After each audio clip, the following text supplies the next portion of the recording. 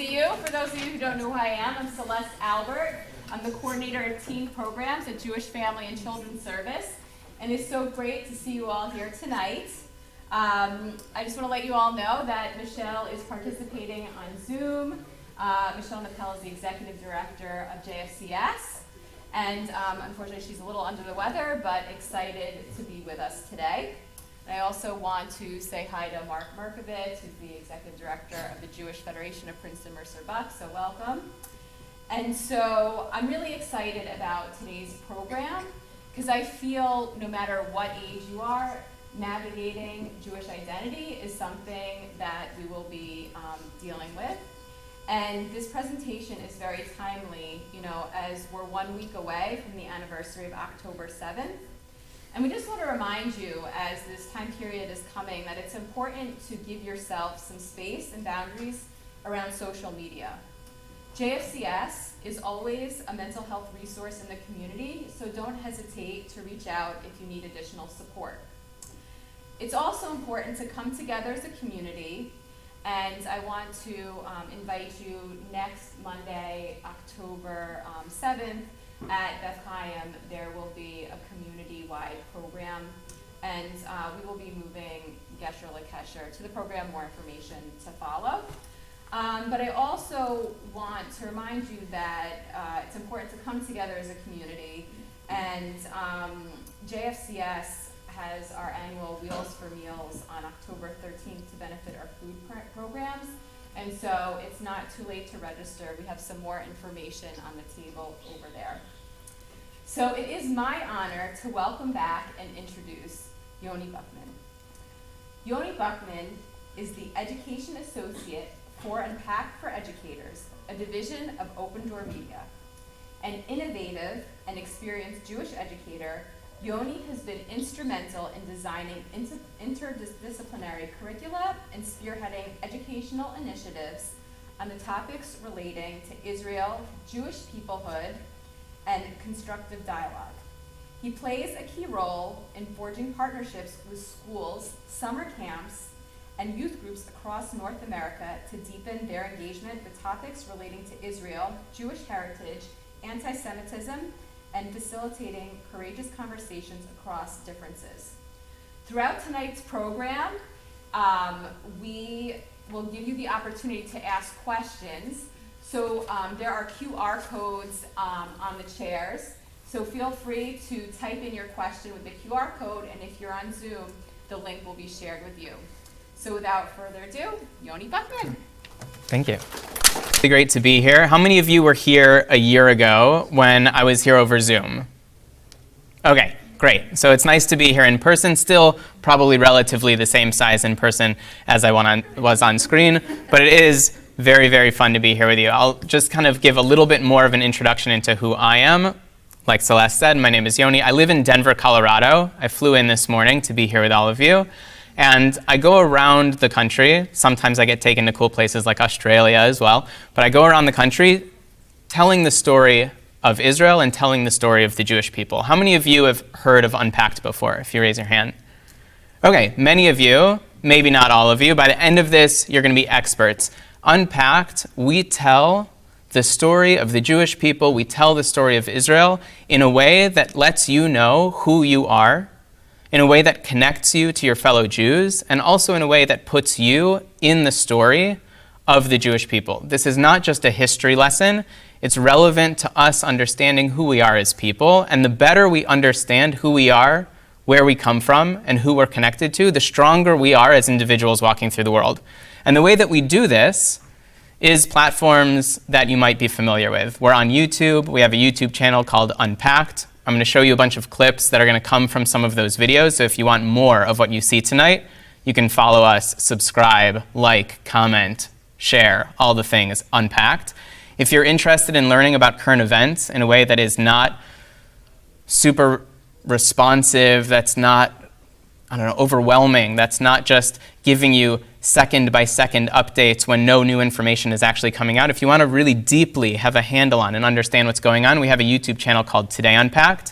And then we're also on socials. So we're on TikTok, we're on Instagram for your parents, for your grandparents, we're on Facebook.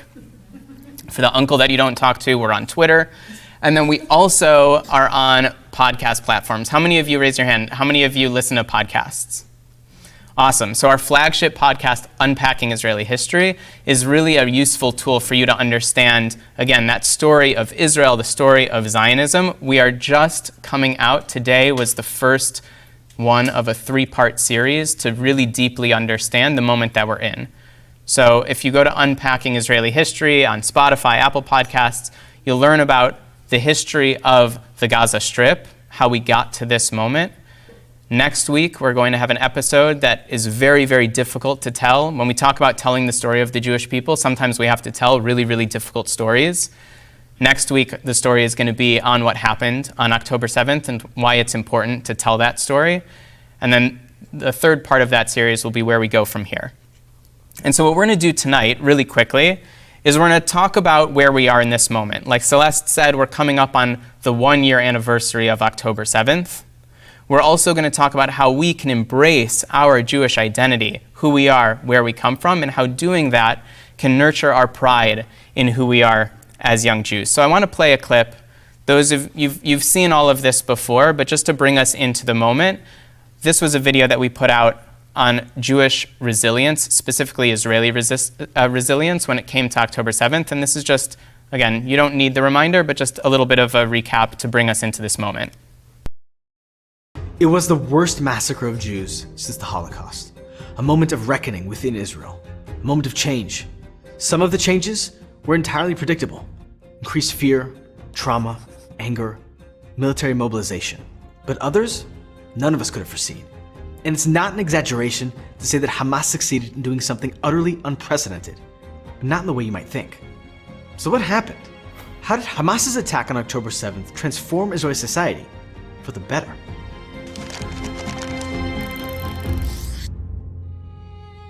If you're Jewish, Israeli, or just a responsible consumer of news, you might be howling with rage right now. Hamas changing Israeli society for the better by invading, murdering, torturing, raping, and kidnapping nearly 2,000 civilians? And I want to be incredibly clear. The October 7th attack, which you could also call a pogrom, a massacre, or an invasion, was absolutely unjustifiable. In a matter of hours, Hamas and Islamic Jihad terrorists murdered more than 1,400 people, over 1,000 of whom were civilians, including little children. Some were lucky and died quickly. Others suffered the kind of agony no sane person could imagine. But we don't have to imagine it. Hamas broadcast their crimes to the world. They used their victims' phones to live stream tortures that defy all laws of warfare and all mores of human decency. And when they were done, they carted off their prizes. More than 240 men, women, and children from 25 countries to be held captive in damp tunnels deep under Gaza, so close to their homes and yet utterly unreachable. Anyone with a working moral compass has condemned this display of brutality and aggression.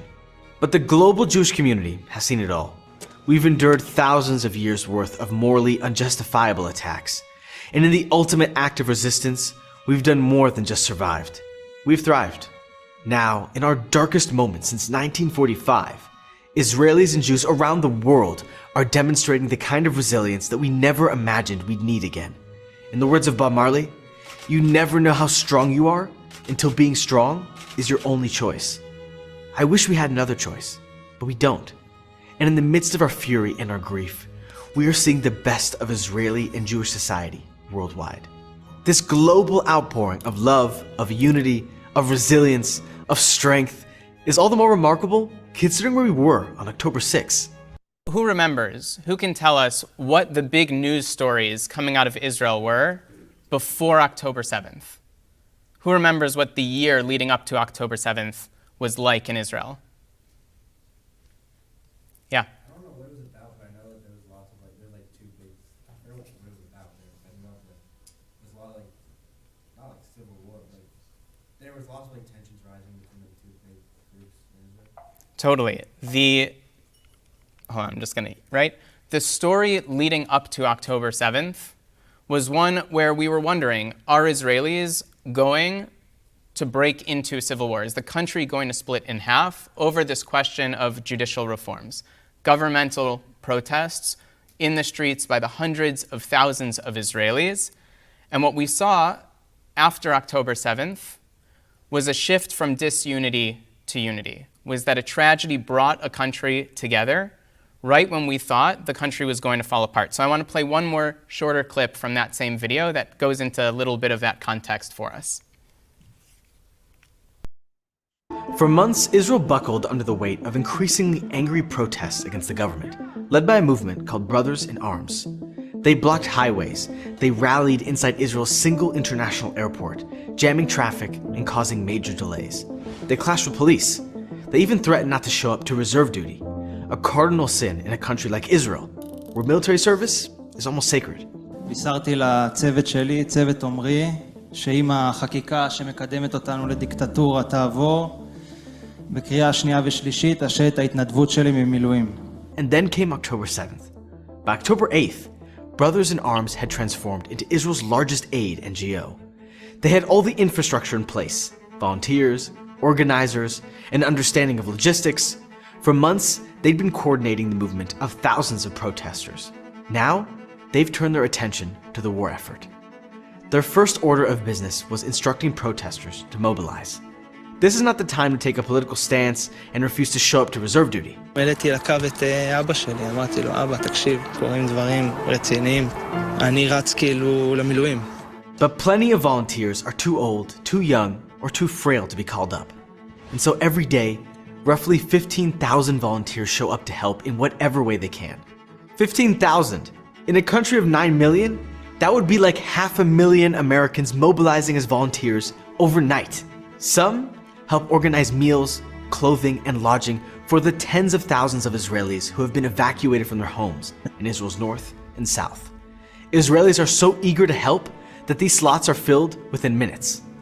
Others ensure that soldiers are adequately prepared, organizing shipments of protective gear to the military. Animal lovers match orphaned or abandoned pets with new families.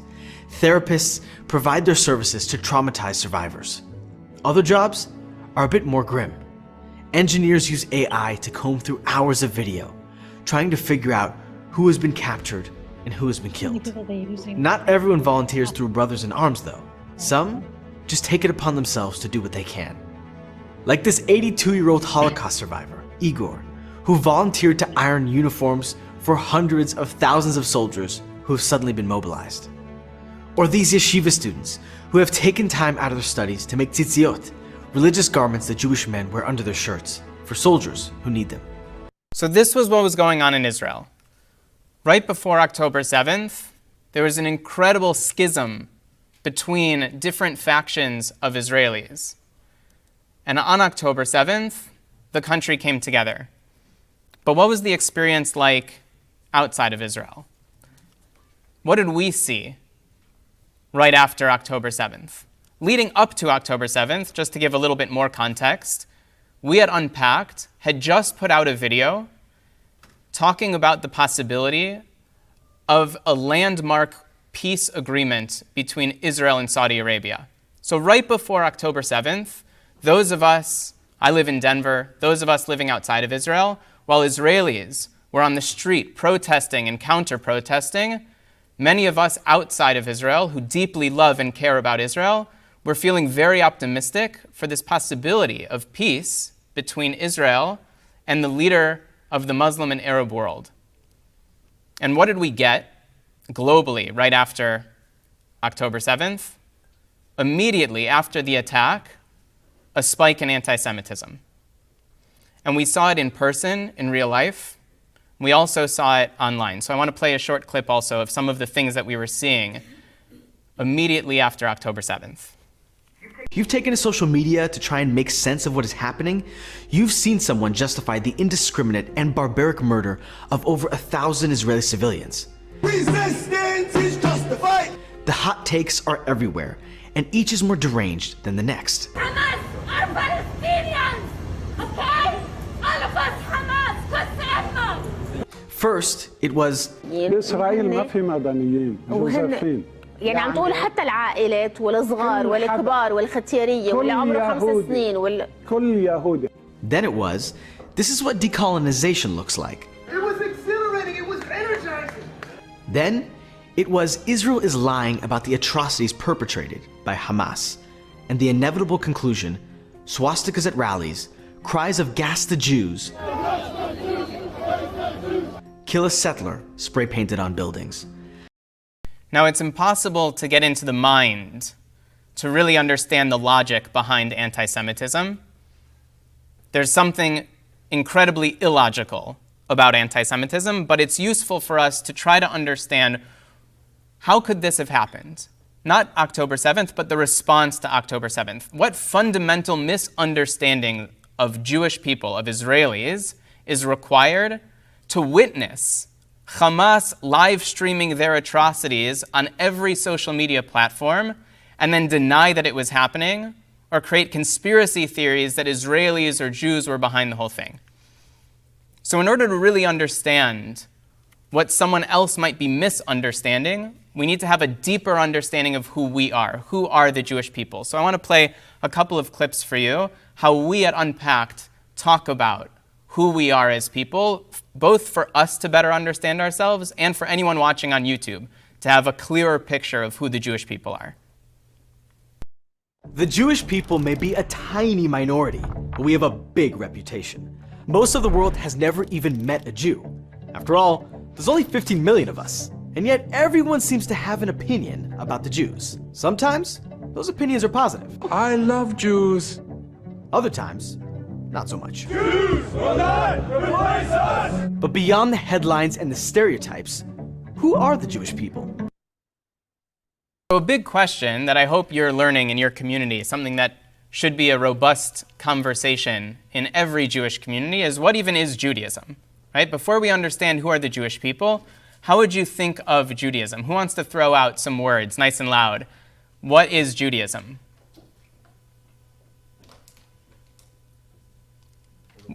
A religion. What is Judaism?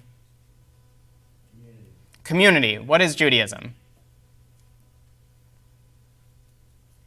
All right, I want to show you how we talk about it because it's complicated. At Unpacked, the nice thing about being able to hold people's attention for 15 minutes on YouTube is that we can give more than one-word answers. And so I want to play a little clip how we talk about the complexity of Jewish identity in a way that, again, maybe we can see ourselves in that story and also express it to others in a more accurate way. Because there are many ways to look Jewish as there are Jews. Yes, our roots are in the Levant. 60% of Israelis come from Middle Eastern and North African families. But remember, we were exiled from our homeland thousands of years ago. Robust Jewish communities have popped up all over the globe, which means that we've had nearly 3,000 years to create new cultures and characteristics. That's why some Jews look like this, and others like this. Why our traditional clothes look different, even though we're all Jewish. And why Israeli Jews, specifically, are among the most diverse group of people you'll find. Think about it.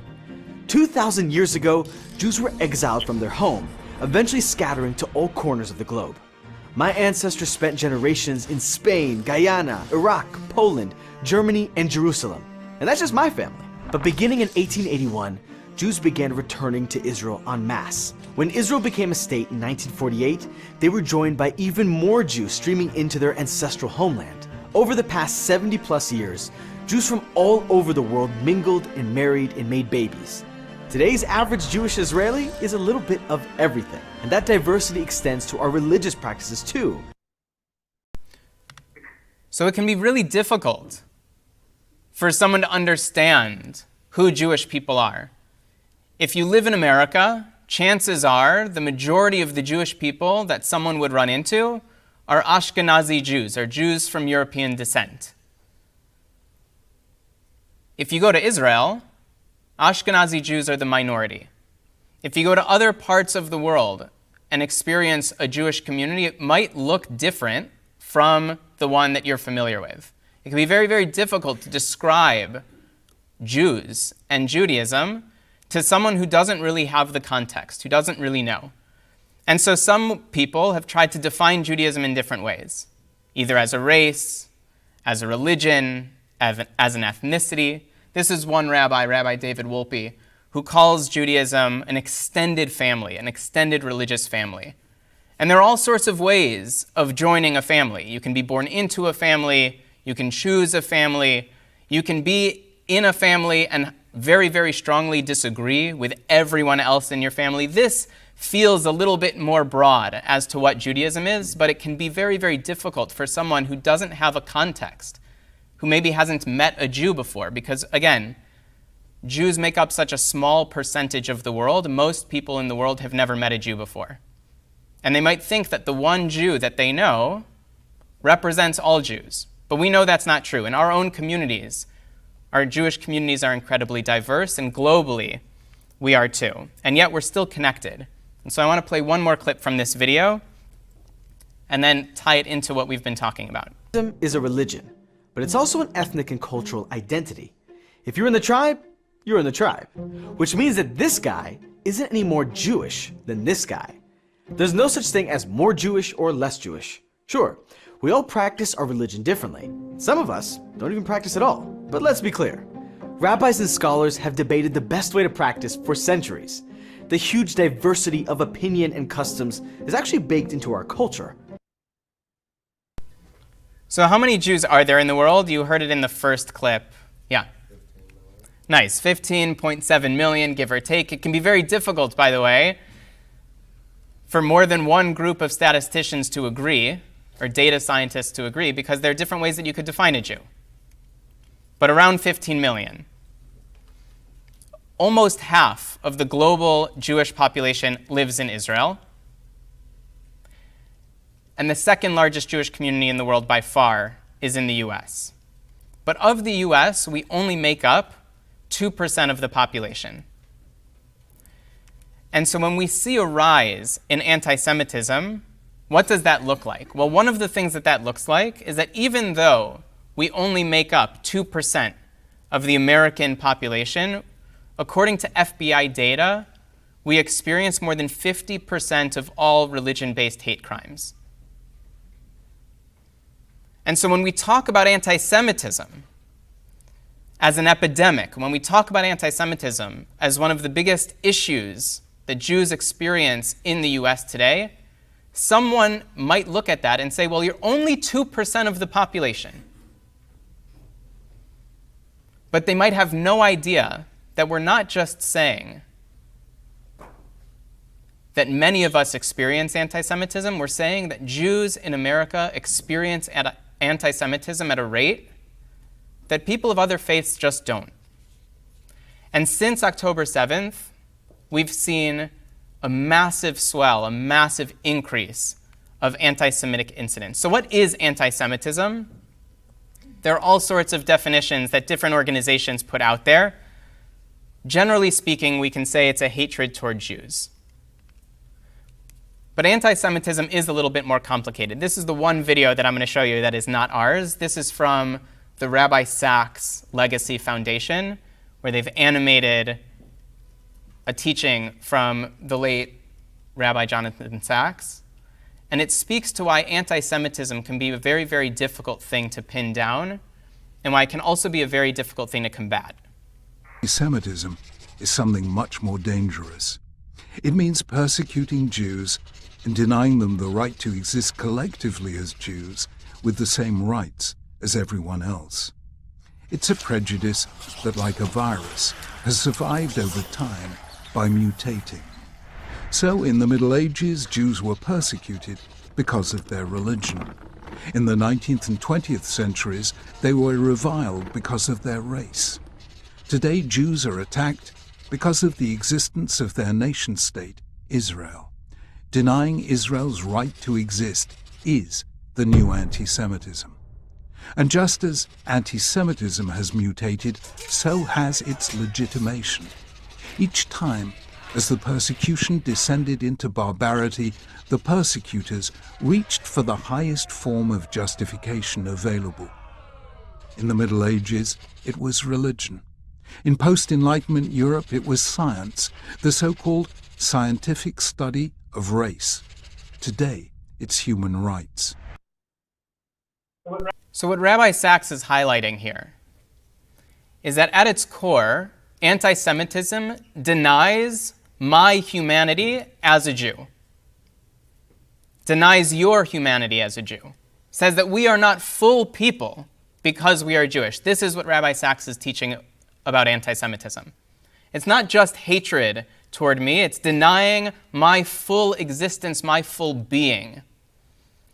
And that denial morphs and changes and evolves generation after generation. And in the Middle Ages, that looked like calling Jews Christ killers. That was saying, because you believe in this faith, because you deny our religious practices, our religious beliefs, you are not a person with a whole soul. And then after the Enlightenment, race science said Jews are an inferior race of human being, and the Nazis took that to a very, very dangerous, calamitous extreme. And after race science started to get debunked and people saw the danger of it, now it's turning to a national anti-Semitism, that the Jewish people do not deserve to have a nation, do not deserve to have a state in the same way that another citizen of the world does. And it can be a very, very difficult thing to root out anti-Semitism. The Talmud teaches that there are certain problems in the world that one cannot completely fix, but just because you can't fix it doesn't mean that you should abstain from working on it. And so even though we as individuals, we as a community, we as organizations that try to teach people who Jews really are and try to combat anti-Semitism, we know on some level we might never root it out, but we shouldn't be so overwhelmed, we shouldn't be beaten down that we can't still share the story of who we are and let people see our whole humanity so that maybe we decrease the instances of anti-Semitism. Maybe we curb the next iteration of anti-Semitism. And right now, like Rabbi Sachs finished that video with, right now what we're seeing is that it is more acceptable socially in the public sphere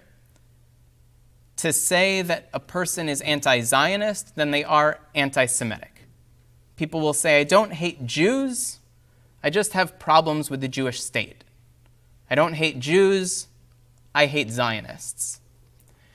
And what we see is quite often, anti-Zionism is a form of anti-Semitism, which again, if we understand anti-Semitism, this makes sense.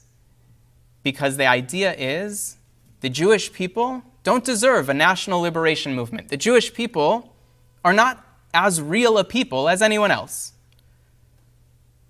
And it denies who we are. It denies where we come from. When people tell us that we have no legitimate connection to the place in the world in which we were born, it denies our entire humanity as a people. And that's not to say, especially in communities like this, in communities where we're all critical thinkers, where we have deep love and connection and we struggle with important things, it doesn't mean that there isn't space for criticism of Israel. Doesn't mean that there isn't space for Israelis to protest on the street, to protest their government, for us to look at Israel and say, I don't think it's living up to its ideals, like any other country is probably not living up to its ideals. It doesn't mean that we can't be critical, but when we are critical of Israel, when we speak within our community about things that we would like to see different in Israel, we're doing it to uplift the country, not to tear it down. And so there are many ways that people kind of teach this distinction between legitimate criticism of Israel and anti-Semitism, and I want to present one for you to think about. And this is the Natan Sharansky 3D test. Has anyone seen this before? Raise your hand if you've seen this before. Okay, no? Awesome. It's always nice to come with new material. Natan Sharansky is a famous refusnik, social activist, Israeli politician, and he shared 3 Ds that you can think as a shorthand to question whether or not criticism of Israel veers into anti-Semitism. The first one is demonization. Right now, what we're seeing, when somebody calls Israeli soldiers baby killers, when somebody says that my brother, who serves in the IDF reserves, is participating, is genocidal, that's demonizing Jewish soldiers. It's demonizing Israel. Not saying war is ugly, soldiers, armies do all sorts of horrible, tragic things, but instead saying that army in particular, the way that it defends itself is evil, is an example of demonization. Another is double standards. Is Israel held to a standard that no other country in the world is held to? Do we have to be perfect to be good? Do we have to be perfect to sit at the table? Or can we, like anyone else, be good-ish? I'm a good-ish person. I'm wonderful. And I have a lot of room for improvement, like any other person. If I was held to perfection, something would be wrong in that scenario. And so is Israel as a state, the Jewish state, being held to a standard that no other country is being held to? That might fall into an anti-Semitic trope, might become anti-Semitism. When the UN focuses almost exclusively on mistakes that Israel makes and ignores the human rights violations of other countries, that would be holding Israel to a double standard. No other country is held to that standard. And the last one, delegitimization. Does Israel in someone's eyes belong, does it not belong to exist? Ooh, that sentence got away from me. Is the existence of Israel under question as a legitimate country? That would be delegitimizing the country. Now, I have a lot of problems with the country that I live in. I have a lot of countries with the US, a lot of issues with the US. We're getting there. I was on a plane this morning. But I don't think that America's mistakes mean that it should no longer exist as a country, that Canada should take over. And so if somebody looks at Israel and says, you know what, that state should be wiped off the map, that would be an example of delegitimization. But there are exceptions. The 3D test is a really good shorthand, but like anything else, deserves a little extra thought. There are some exceptions, perhaps, to the 3Ds. One is, I'm going to be honest with you, I go into a lot of spaces that are not exclusively Jewish. I do not expect a Palestinian to get on board with Zionism. I do not expect someone whose family has lived in a place for thousands of years, for generations, to look at my relatives, refugees, returning to a place that we come from thousands of years ago and to say, welcome, this is your home. And so if there is a Palestinian who is not a Zionist, I don't hold that against them. I wouldn't say that that inherently makes them anti-Semitic. That being said, Hamas as an organization is absolutely anti-Semitic. So it's not to say that a Palestinian cannot be anti-Semitic. Hamas is a great example of an organization that is. But just because somebody doesn't get on board with Zionism, if they have a claim as a Palestinian, I can understand it. I'm not going to call them an anti-Semite. There are some people, though I've never really met one, I'm sure they are in some academy somewhere, who just think that nation states in general shouldn't exist, and they'll throw Israel, but also the US and France and every other country in the world. They'll say, okay, that shouldn't exist. Okay, if I ever meet one of those people, I'll give them a pass on anti-Semitism. And there are also some ultra-Orthodox Jews, Haredi Jews across the world, who have always been resistant to the idea of Jews returning to our ancient homeland and establishing a government before the Messianic age. And so there are some Jews who go out there. The Neturei Karta are an example. There are some ultra-Orthodox Haredi Jews who are anti-Zionist, and I wouldn't label them anti-Semitic. But what we need to do now is to think there is this effort in the world to twist Zionism into something that it isn't, to twist Zionism into a bad word. And we need to reclaim that word, and we need to say, I get to define what being a Zionist means to me. And so I want to play for you a 5-minute video, which is us animating the words of Gil Troy, who teaches how he thinks of Zionism. And I hope pieces of this resonate with you. Tragically, too many Jews today avoid the Z word as extremists left and right demonize Zionism. But why let our enemies define us? We are not just anti-Semites or anti-Zionists. Jews should reaffirm their faith in Zionism. The world should appreciate this gutsy, visionary movement which rescued a shattered people by reuniting a scattered people. No country is perfect, no movement pure, no state ideal. But today, Zionism remains legitimate, inspiring, and relevant. Zionism offers an identity anchor in a world of dizzying choices and a roadmap toward national renewal and personal meaning. Zionism believes that 1, Judaism isn't just a religion. Jews are a people. 2, that Jews have ties to a particular homeland. And 3, that Jews have the rights to establish a state on that homeland. A century ago, Zionism revived pride in the label Jew. Today, Jews must revive pride in the label Zionist. I am a Zionist. I am a Zionist because I celebrate Israel's existence. Even when I criticize particular government policies, I do not delegitimize the state itself.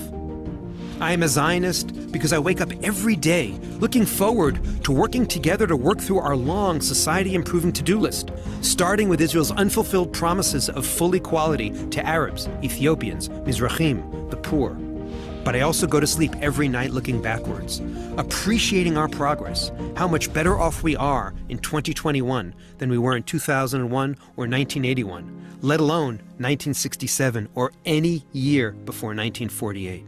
I am a Okay, you can watch the whole thing on our YouTube channel, but I want to kind of bring us into a deeper understanding of our own story as a way of supporting us as individuals and also us as a community. So what's the connection between Israel and Judaism? I just want to give you a little bit of a clip, a little bit of a history lesson in case you haven't covered this already. And Jacob wins a wrestling match with a mysterious angelic figure. Jacob comes out of the encounter with a new name, Israel. Translation, one who wrestles with God. His descendants are collectively Bnei Israel, the children of he who wrestled with God. But when did Israelites become Jews?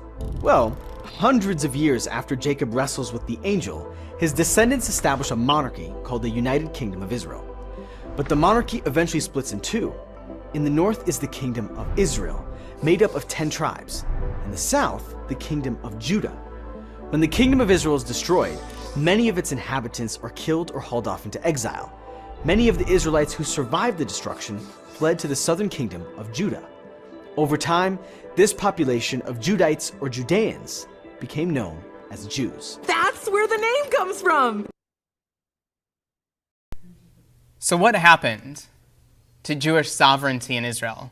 Right? If we go back thousands of years, we see evidence, archaeological evidence of not just a Jewish presence, but of Jewish kingdoms. And not just coins and pottery from within the borders of Israel, but also documents from outside of Israel, usually bragging about defeating the kingdom of Israel in battle. But we see this evidence of these kingdoms. And so the question is, what happened? The mighty Roman Empire rolled into Judea in 63 BCE and refused to leave for 6 centuries. Even today, the land is littered with the artifacts and architecture they left behind, as well as the name they gave the region, Palestine. At first, the Jews of Judea had a fairly warm relationship with their Roman overlords, but the honeymoon period didn't last. The struggle got ugly fast. Welcome to the Great Jewish Revolt. A group of Jewish revolutionaries wiped out an entire Roman garrison, and then a second one. It didn't look good for the Romans.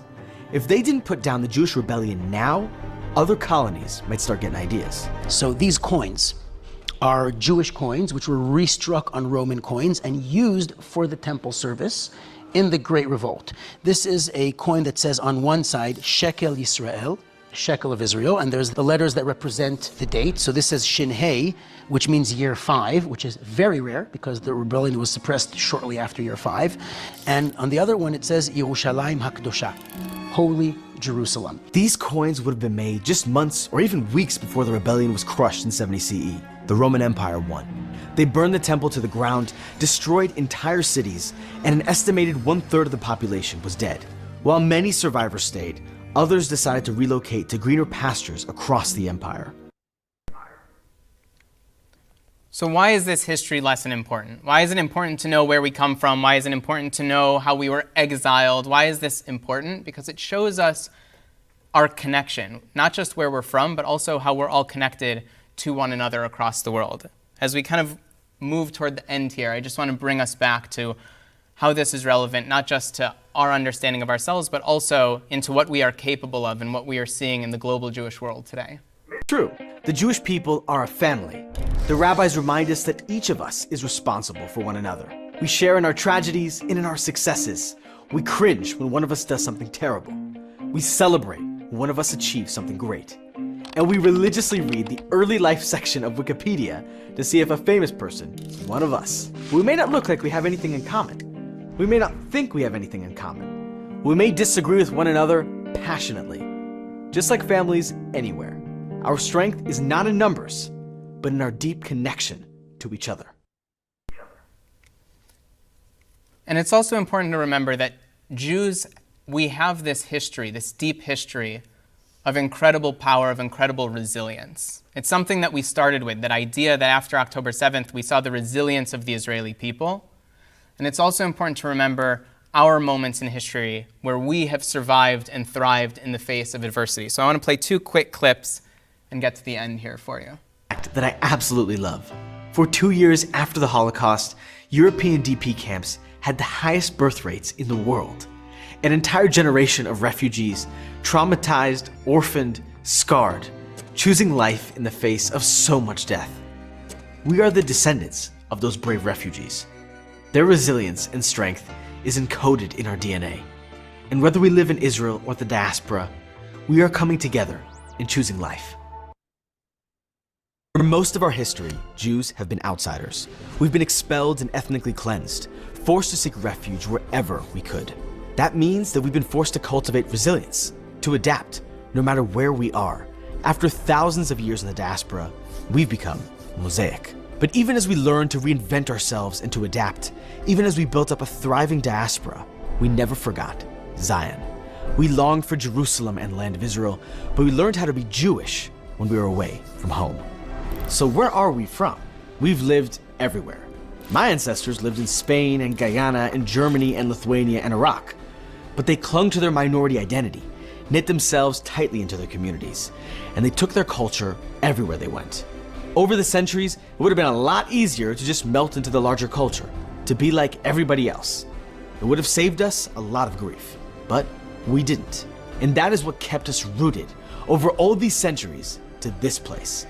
That's why every Jew can say, no matter where their family ended up, that here is where we're from. So, with the rise of anti-Semitism that we're seeing, with the denial of the atrocities of October 7th, how can we make a difference in the world? And I want to share 3 quick ideas with you. One is that in order for you to share your story with others, you need to know it very, very deeply yourself. And so it's important that we educate ourselves, that we learn who we are, where we come from, and who we're connected to, not just so that we can share the story, but also so that it will increase our own confidence in ourselves and who we are.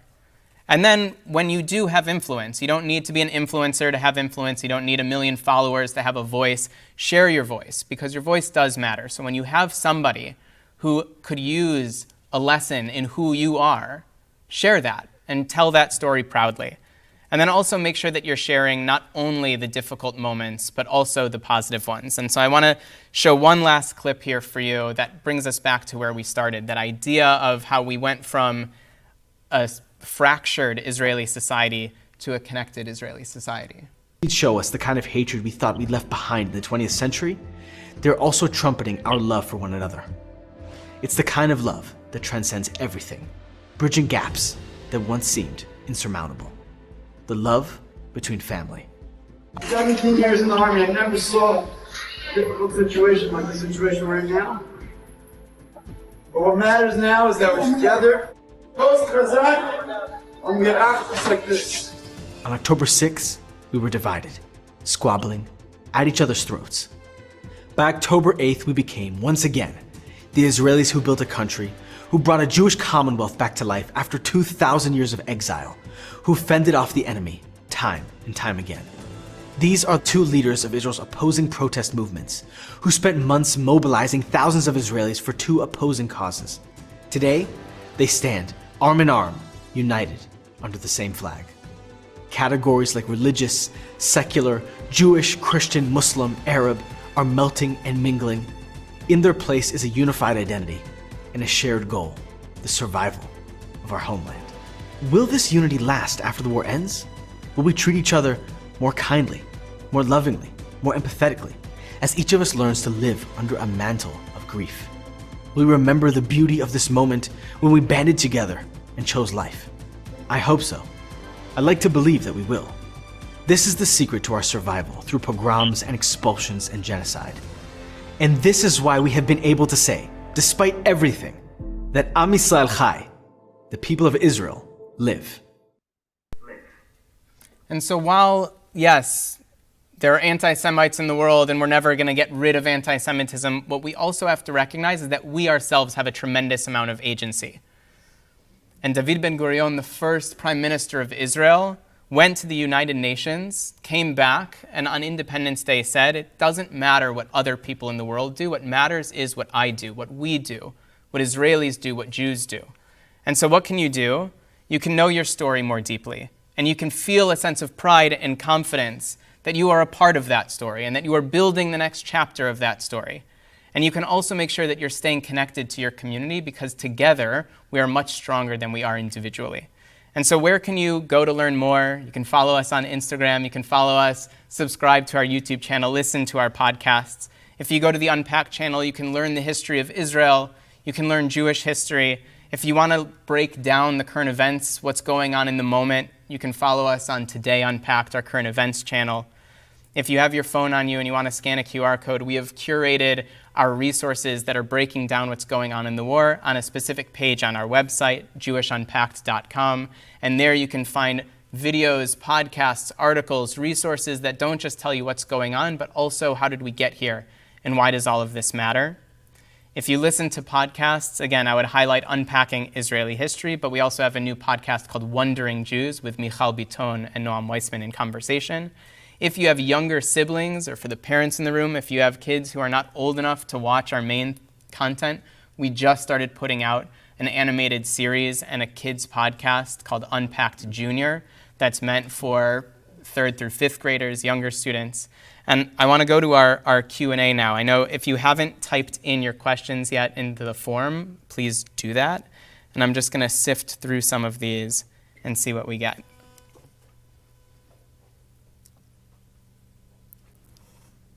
Okay.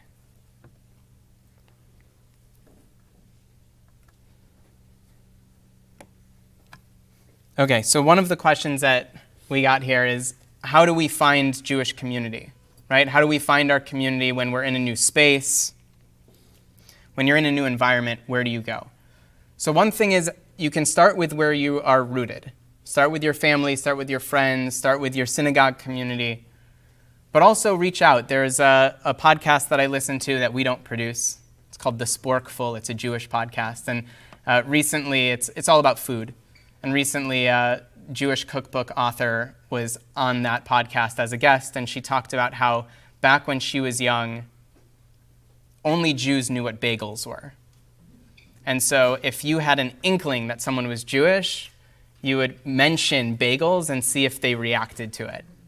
And now when I go out on the street and I kind of hear something that I call it bageling, right? When I've bageled someone or when I've been bageled. So go out in the world, see who's there, and think, in today's world, what are some of those things that you might say or present? Maybe you wear a Jewish star around your neck. Maybe you wear bracelets that we put over by the water table for you to take home. Maybe there's some way that you can signal. I know my name is Yoni, and there have been moments since October 7th where I haven't used that name. I was in the airport on the way back from a presentation in New York, and I was getting coffee, and the person in front of me had a Free Gaza shirt on. And when I got up to the counter and they asked me for my name, I'm not proud of it, but I said Tony, because I didn't want to get into it. But there are other moments where I've, since October 7th and definitely before, where I've found ways to just name myself and see if another person's eyes lit up. So there are ways that you can, I would say, start with your existing community and then branch out and see if you can bagel someone. Okay. Not a lot of questions in the thing. Are you seeing any that I'm not seeing? Does anyone want to just ask a question? We've got like a couple minutes left.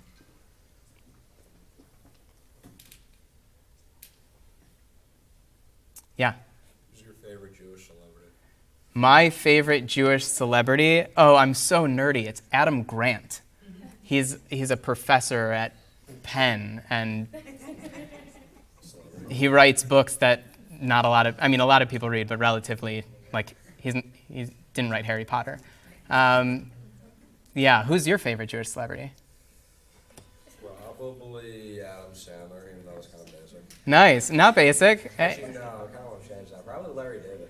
Larry David. All right, we got Larry David, Adam Sandler. All right, who are other people's favorite Jewish celebrities? You can just start yelling them out.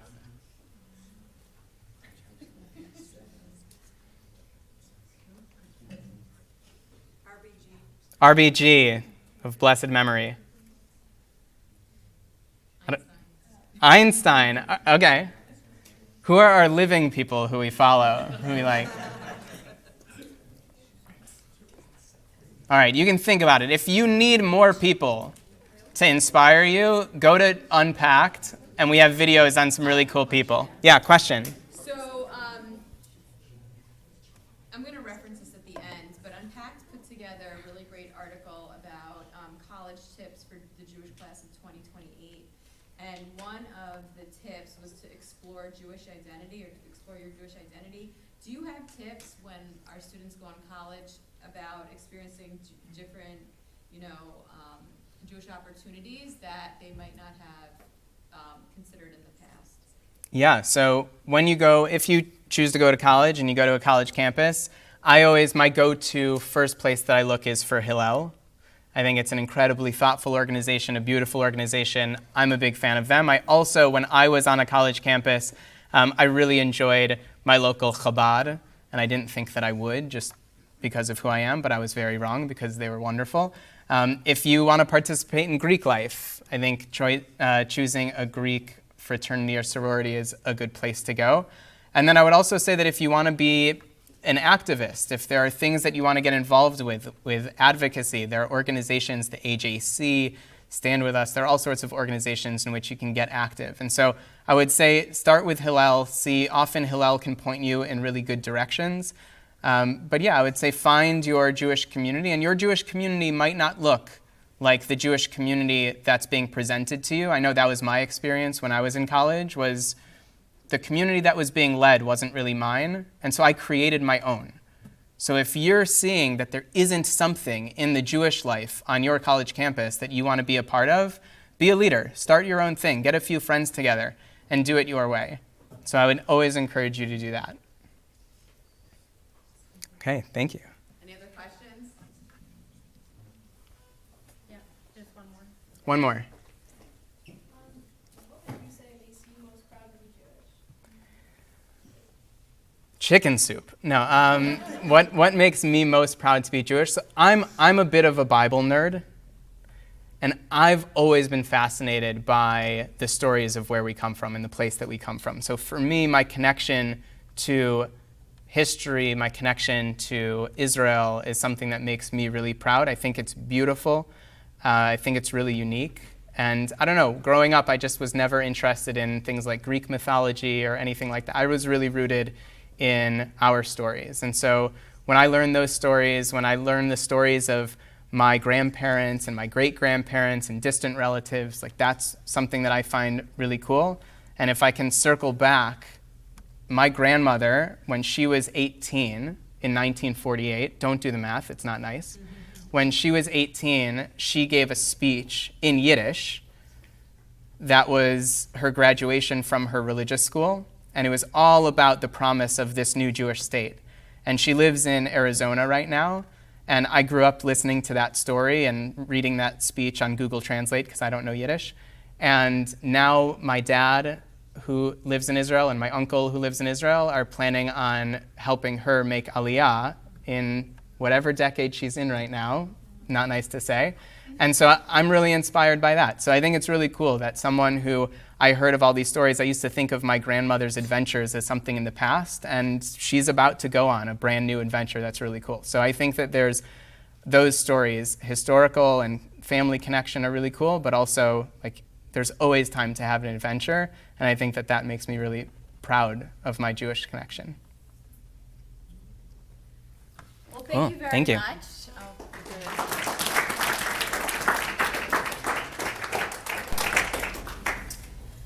So, in closing, I had mentioned about this great article I read, and I will send it to all of you, and it really reiterated some of the themes that Yoni had discussed in terms of tips for the class of 2028. And it's just so important to make an effort to find Jewish community wherever you go. And I appreciated your suggestions. I thought that was wonderful. The second was, I had talked about exploring Jewish identity and, just doing something different. Like if something interests you, like go for it. And like Yoni said, if you don't see what you're looking for, create it yourself, and you'll be very surprised who will follow, because I think other people will be looking for similar experiences. It's very important, again, to put your mental health first, and that if you ever find yourself in a situation where your mental health is being compromised because of Jewish identity, is to seek out the resources in your community and express your Judaism in a way that feels authentic. Before we started, I was mentioning not everybody feels comfortable wearing a necklace, but there's so many ways that you can express Judaism, and feel free to test different things out. And again, make sure that you stay informed. There's so many wonderful organizations that you can follow on Instagram or other social media outlets that will help you